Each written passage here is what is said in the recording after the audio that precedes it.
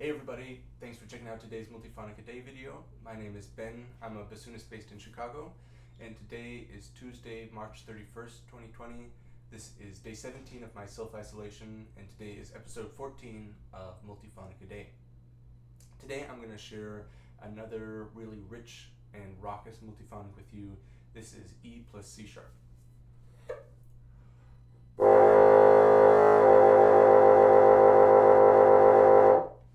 So one of the things that I love about this multiphonic is sort of the different types of beating and distortion that are going on at the same time.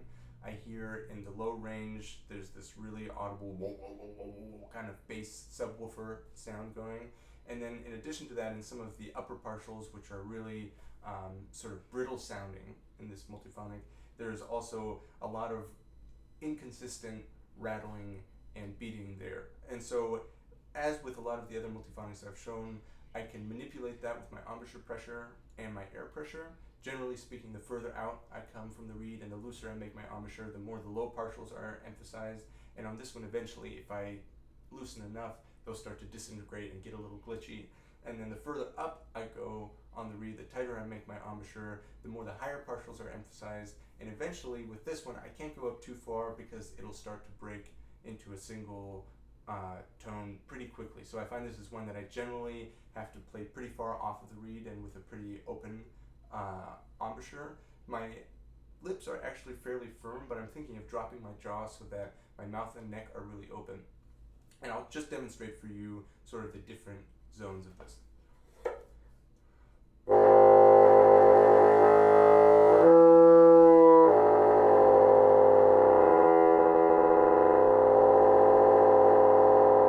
So as you can hear, pretty soon after I push it upwards too far, it breaks into a single tone, and then as I come out further on the reed, it kind of has this wavering beating that eventually just subsumes into one single sound.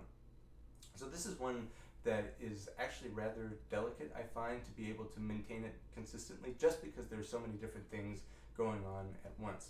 The fingering for this one is low E, so 1, 2, 3, whisper key, 1, 2, 3, pinky key, pancake key, and then the C sharp key in the left hand thumb as well. So it's just a kind of middle of the road, low E, E2 fingering, plus the C sharp key in the left hand thumb. And I have played this multiphonic in a couple of different pieces, but most recently I've gotten to know it through Dai Fujikura's solo bassoon piece, Calling. And this multiphonic is actually the only fingering, the only sonority in the first probably 35, 45 seconds of the piece. And so what Dai has done is that he's explored this single sonic object through a variety of different lenses, putting it under manipulations of dynamic, manipulations of bisbigliando, so finding a timbre trill. For that, I just use my top left-hand pinky key, which, as I've said before, is kind of the first place that I look whenever I need a bisbigliando for a multiphonic. There are also changes in articulation, some fast double tonguing that's required.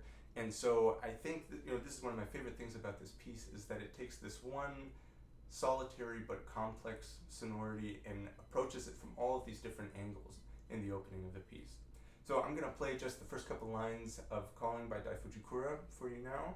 And thank you for tuning in. Thank you for watching. Please leave me your comments, your requests, any questions that you might have below, and come back tomorrow for some more multiphonics.